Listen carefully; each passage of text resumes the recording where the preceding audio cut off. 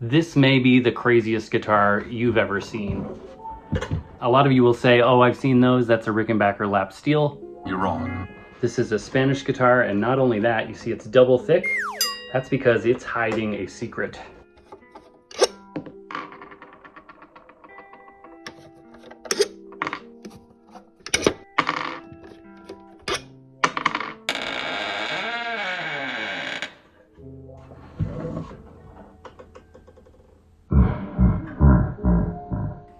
Let's see if it works. I guess first I should explain what it's supposed to do. This right here is a Vibrola by Doc Kaufman, and in this case it is controlled by an eccentric wheel. Unlike this channel, which is controlled by an eccentric weirdo. And it is a vibrato system. So the wheel pushes and pulls on an arm and ever so slightly alters the position of the tailpiece and should make some kind of effect. It's from 1938, and this has to be the first roller bridge. One control is just for volume, and the other controller is a rheostat to control the amount of voltage that goes to the motor, and therefore the speed. Rheostat brought to you by Omite of Chicago. Omite. It might work. That's not good. Moment of truth.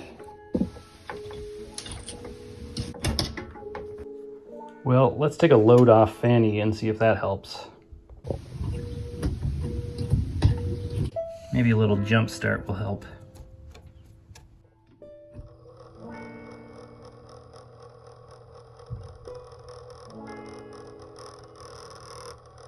Okay, it turns, but I don't think it's strong enough or fast enough, and it's kind of noisy. So I made a short and I asked for recommendations on lubricant. But it needs some lube. Lubricant. Some lube. Lubricant. Lube. Lubricant. Lube. Lubricant. I got many pieces of good advice, including a lot for sewing machine oil and 3-in-1, but I also got some funny responses. Extra virgin oil, since it's a Spanish guitarra. KY. Blake's covers usually just spits on it. Guitar lube, obviously. Astroglide, and wisest of all topical answers. Sounds like someone needs to call Diddy. Lubricant. I'm pretty passionate about 1930s and early 40s electrics. The problem is there was no standardization on dating pots yet.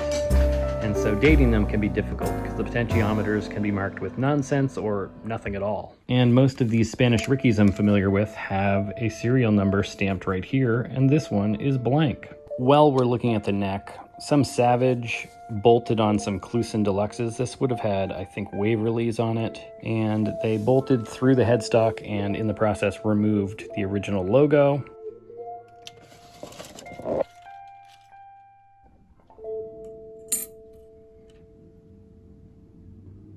It is pretty wild that the tuner screws line up exactly with the logo screws. As I mentioned, this is a Spanish guitar with a round neck and Bakelite molded frets that are pretty worn. And the worst part, the neck is broken. It's sheared right off. Here's the rest of the neck. I have two buddies that have dealt with this issue before. Mason Stoops had one of these Spanish guitars at a party and it got knocked over. And his friend felt so guilty that he was just like, oh, no problem, I'll fix it with glue. He super glued it back together, hasn't had an issue since. Amazing. The other person I know who has dealt with the broken Bakelite Ricky neck is Duncan Price, and he used a product called Acroglass with great success. He says it's still holding strong after, I think he said something like 10 years. Let's take this thing apart. Down to the bones. Not all of these screws are original, so I'm going to see if I have any spares.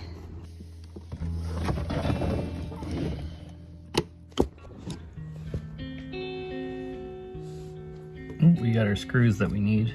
Hopefully there's enough. 3, 4, 5, 6. Yeah, that should do.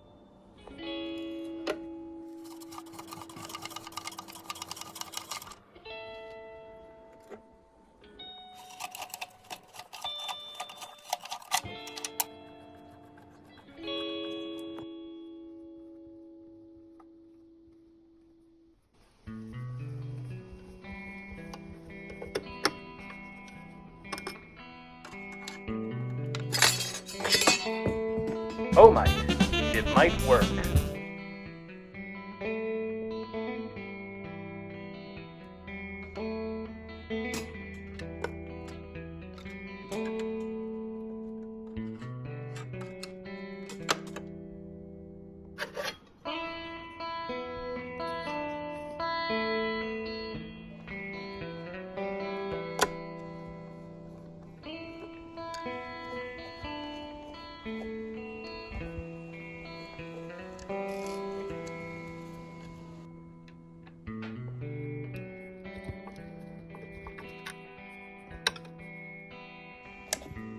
Someone remind me that it's red ground on the jack for some reason.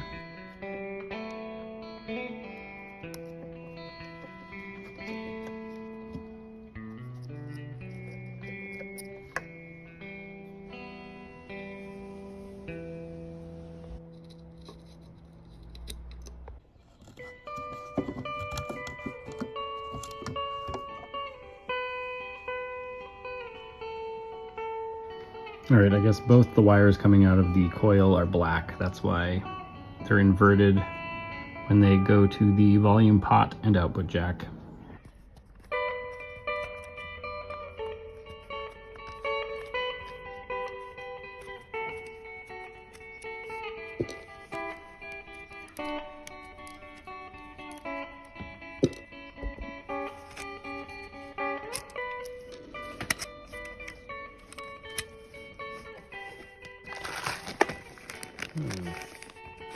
Get some singles.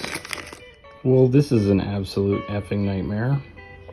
However, my little single tuners do indeed work. All the holes line up. So I need to rebutton these. Oh my god, I even have the screws. That's amazing. I've only ever tried a manual Kaufman Vibrola once, and I'll say this for it. It looked nice. Gonna go get some 3-in-1.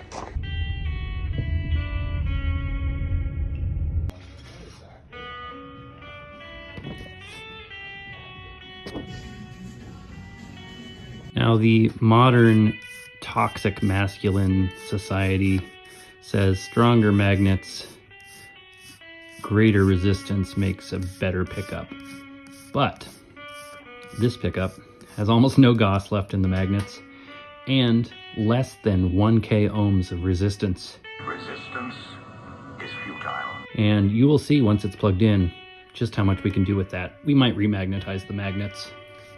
Because look, there's a little pull, but not enough to hold the weight of this very small screwdriver.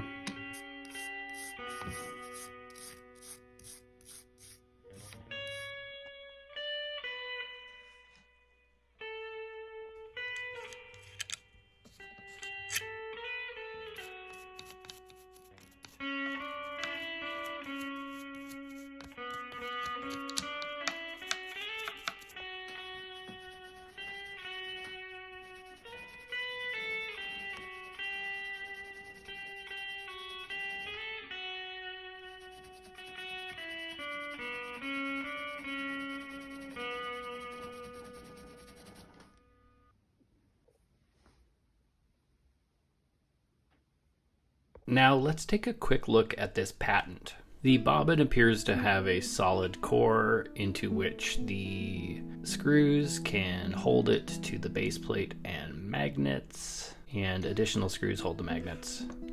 Look at this Spanish guitar. I wonder if this was ever made. I know that, Ricky made Spanish guitars as early as 1931 or 32, but they didn't look anything like this example. And here is a very intriguing shot of, I guess, their supposed interpretation of the magnetic fields. Pretty cool to see. Filed June 2nd, 1934, BT Dubs.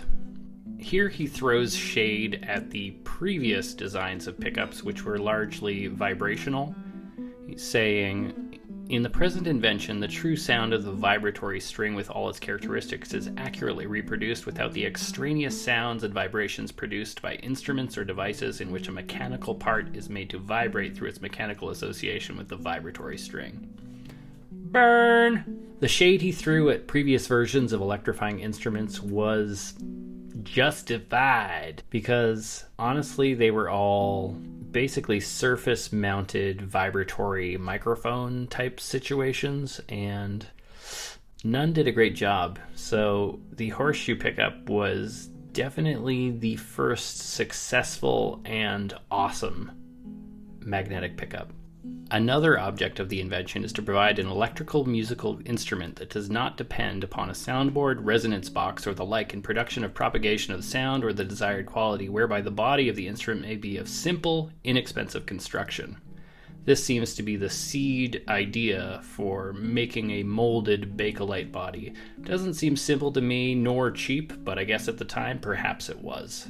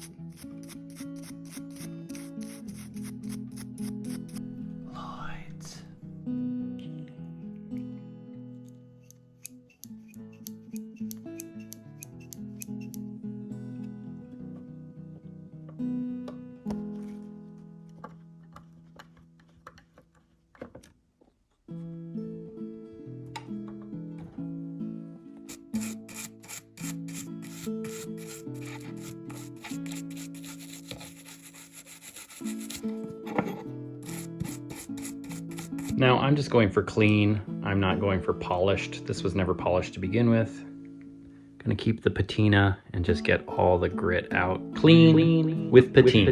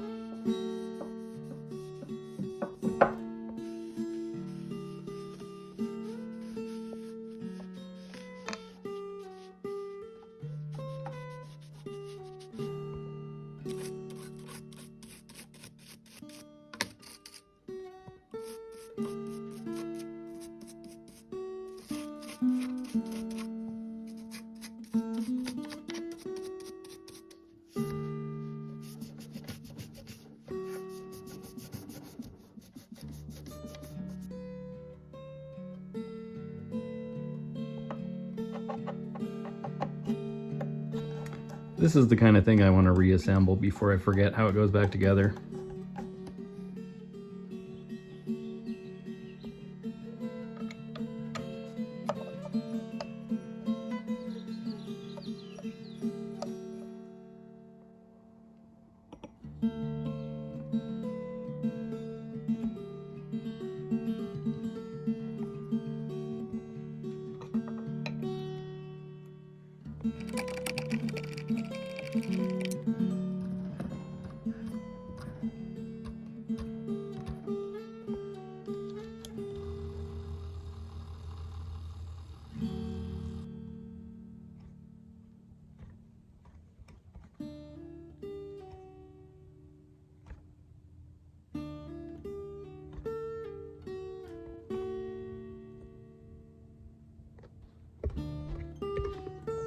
Okay, it's going under its own power, but once there's the tension of the strings, it seems really unlikely that it'll keep up. It's pretty weak.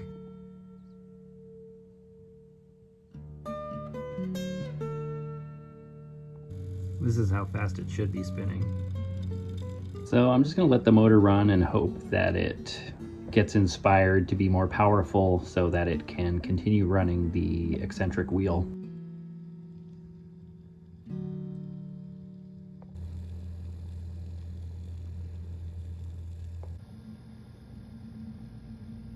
This is probably ill-advised, but I am going to use a super glue that's formulated specifically for plastic by household name Gleam Glee.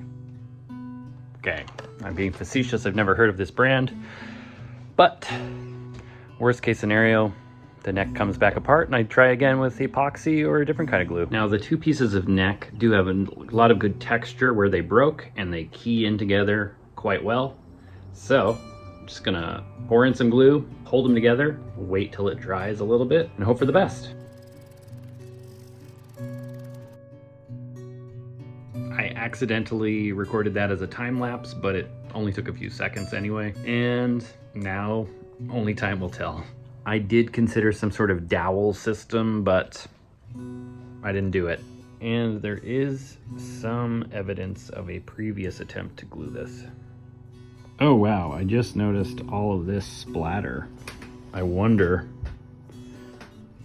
what kind of weird glue attempt was used. That's crazy. There is a good amount of play wear on these frets, and on my other Spanish, my 1935, I did a level and crown, which was admittedly ballsy and or stupid, but it worked. So maybe after I get it strung up, I'll see how it plays with the worn frets before I decide on fretwork.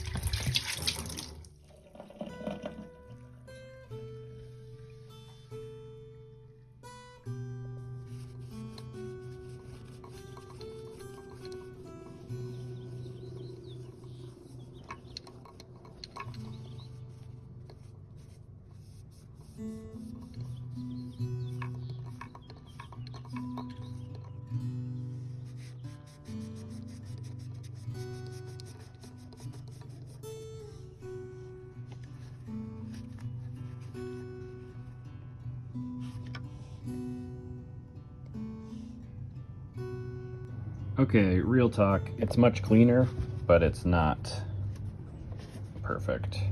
But it's all gonna get hidden and filled with dust again. So I'm gonna work more on the exterior aesthetics than the interior. We're gonna call this good.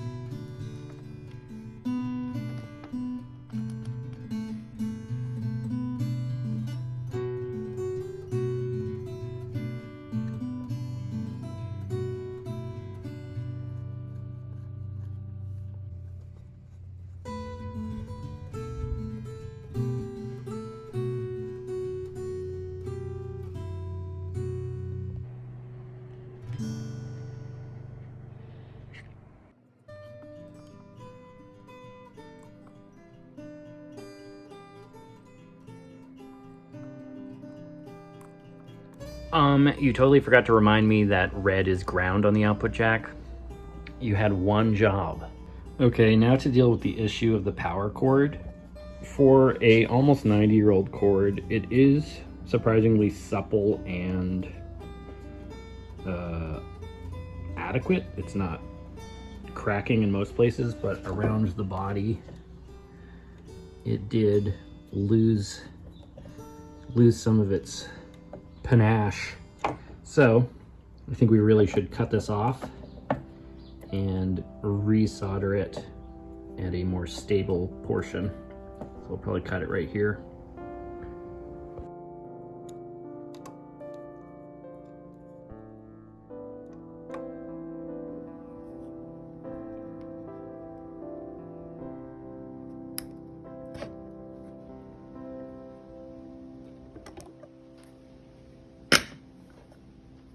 Jesus Christ. I just was reattaching the new power cord and this came off the coil of the rheostat, and I feel like it was just floating out of here somewhere. Can I just attach to this tab? It feels like that's how it should work, but if it's not...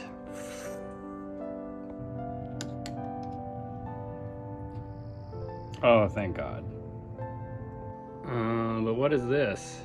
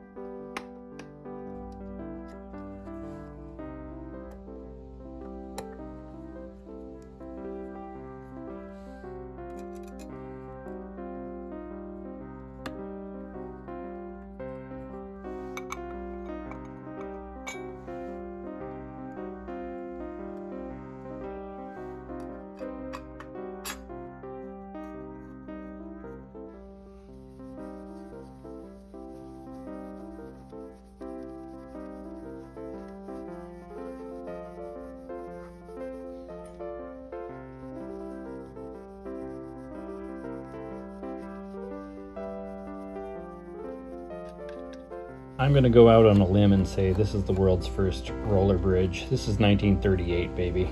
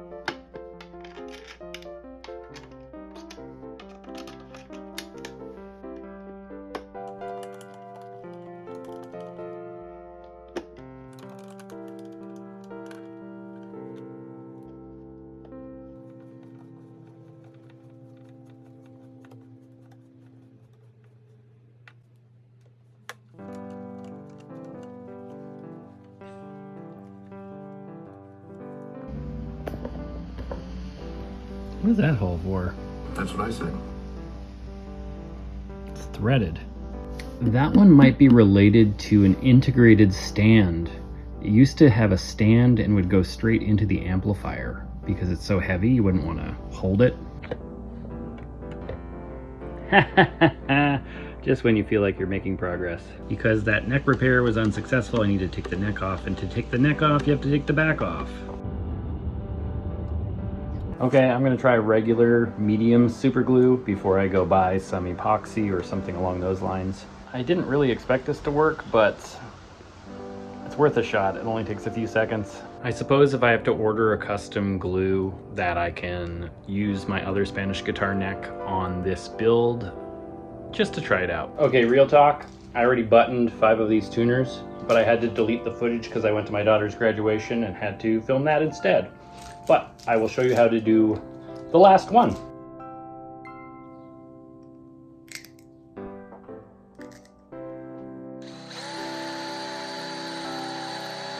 I expanded the stock holes on these to the size of the actual shaft, and then it will be just the tangs of the pinched tangs of the shaft that will bite into this.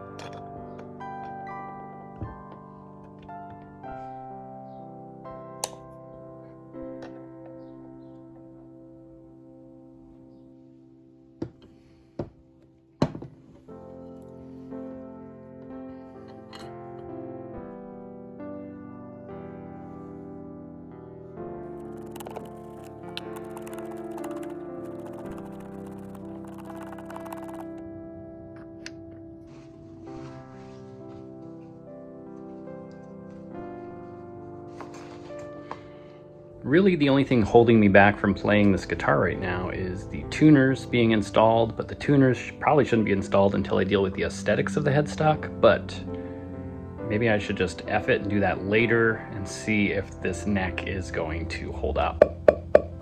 Basically, I need to fill these 4 holes, then thread these additional 3, and then I'll be able to yada yada. Also, every one of the marker dots is missing except for 1. Interestingly, this is pearl, but my other Spanish guitar has metal markers. Screw it, I guess I'll mix up some epoxy and fill these holes.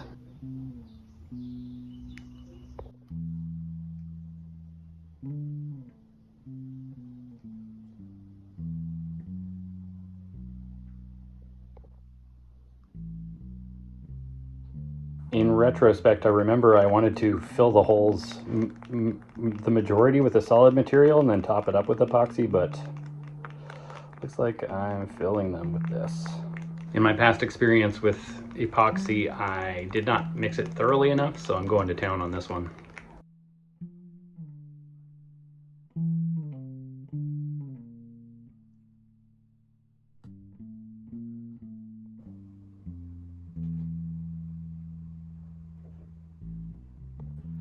Shit. 4 million potatoes later, and they've all shrunk a little bit. Hopefully they'll still be proud of the surface. Let's see what the back looks like. Uh-oh.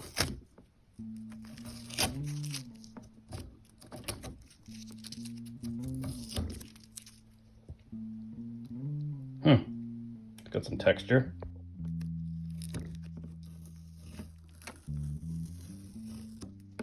Not bad. I guess I should have filled some of the extraneous holes back here as well. What's rad is my ADHD ass misplaced one of these after I finished shooting a dumbass short for them. Where's it at? Lol. Speaking of lol, you can't spell Lloyd's without lol.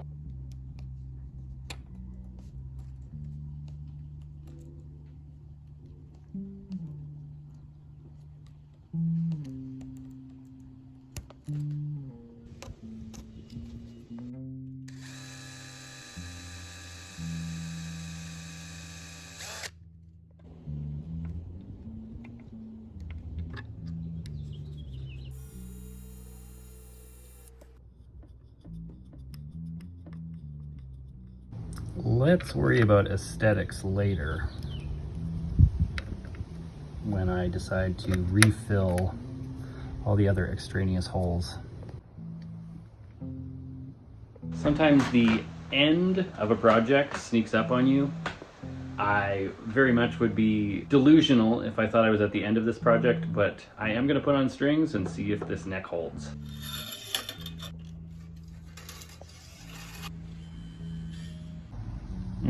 You got contact with the magnet. And I might have to shim this neck.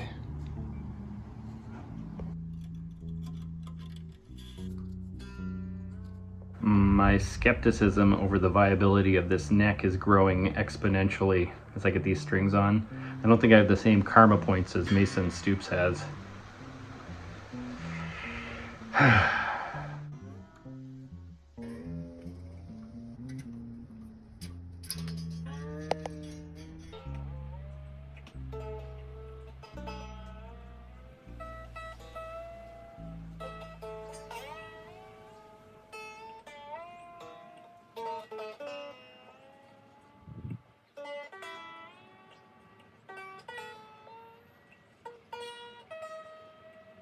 It's in tune-ish. The neck hasn't fallen off yet. Emphasis on yet. Had to go downstairs to dump my phone, and now I'm gonna see if this neck has broken while I was away.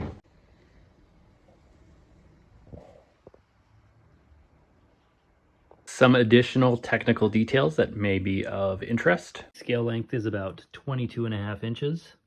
Total weight is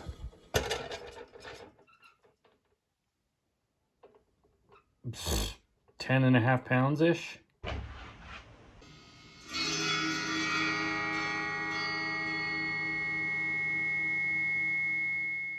All right, let's hear the guitar without the vibrola activated first, just to get an idea of what it sounds like. Here we go.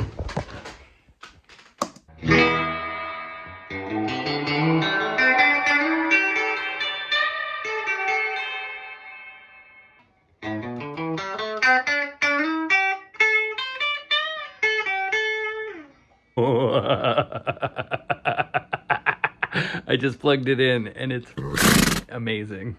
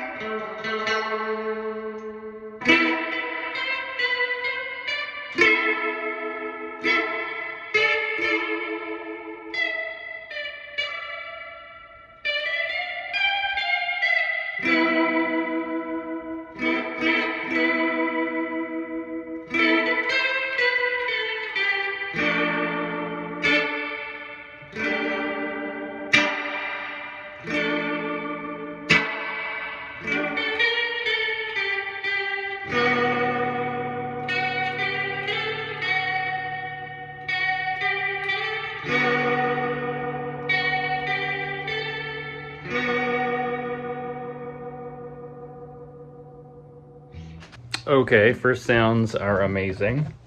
I just have to decide what I want to play on it. Maybe I can play a new song if I have any I've written that I can't think of.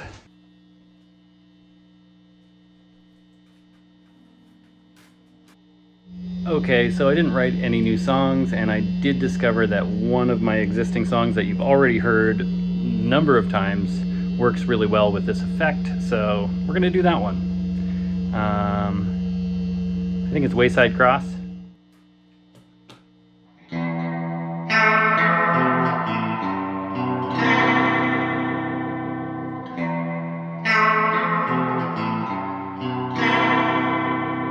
Which way shall I take? Shall to avoid in the night? I'm a pilgrim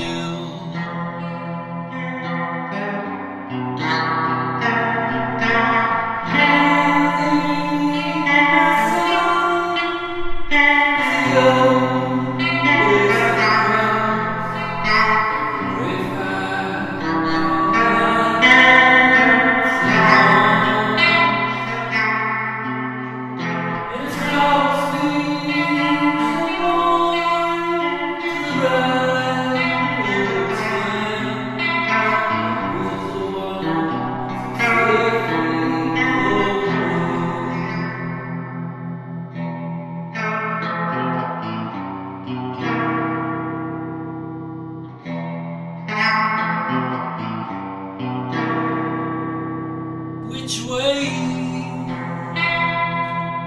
shall I take for the bright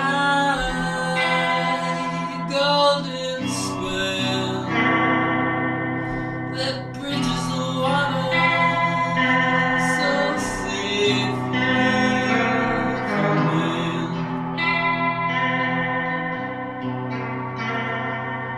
To the left,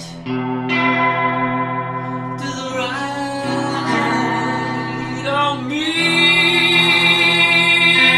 If I knew the night is so dark and the passers so few,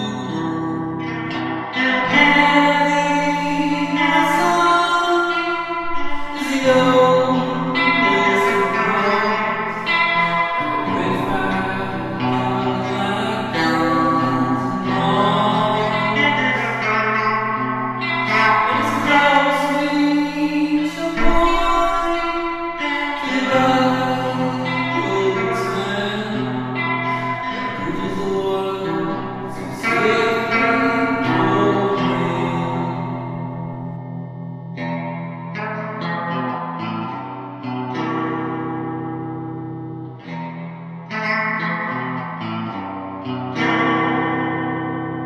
see the light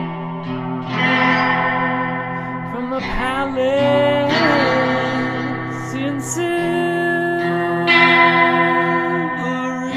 light, how they pencil the hedges and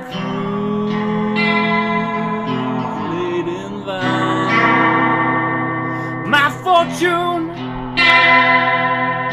my all, for one tangled gleam that sifts